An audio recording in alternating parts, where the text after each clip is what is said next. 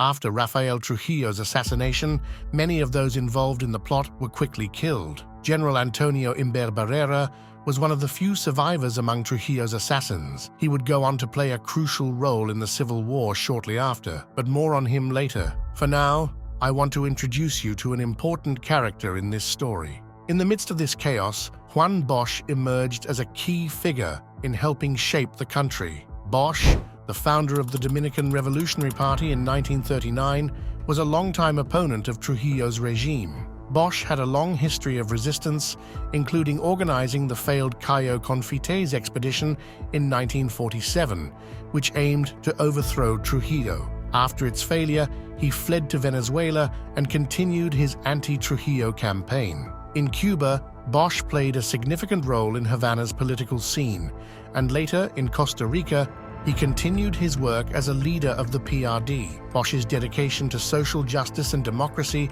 made him a pivotal figure in Dominican history.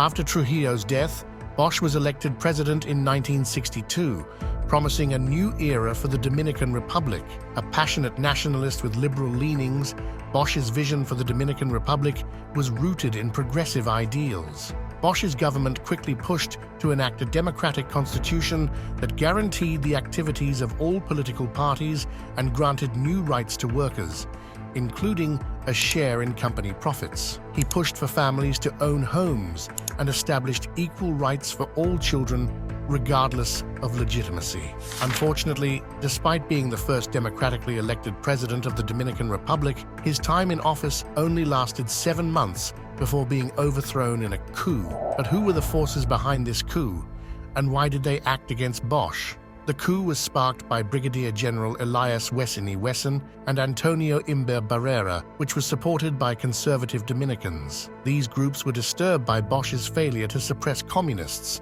his ambitious land and property reforms, and his efforts to reduce corruption in the armed forces. Bosch's progressive policies, including his land reforms and attempts to cut military power, threatened the status quo. The military and elite were not ready for these changes and feared losing their privileges. The Dominican people, who had experienced political and personal freedoms under Bosch, were restless and unhappy with the coup. Plots and counterplots became the order of the day, leading to a period of significant instability. On the one hand, you had the constitutionalists who wanted to reinstate Bosch's socialist-leaning constitution, and in the other hand, you had loyalists still clinging to the power they held under Trujillo's 30-year regime. On September 25, 1963, the coup led by General Wessini Wesson, General Antonio Imber Barrera, and other military leaders established a 3-man military junta. Bosch was deported to Guadeloupe on September 28 and later moved to Puerto Rico in exile.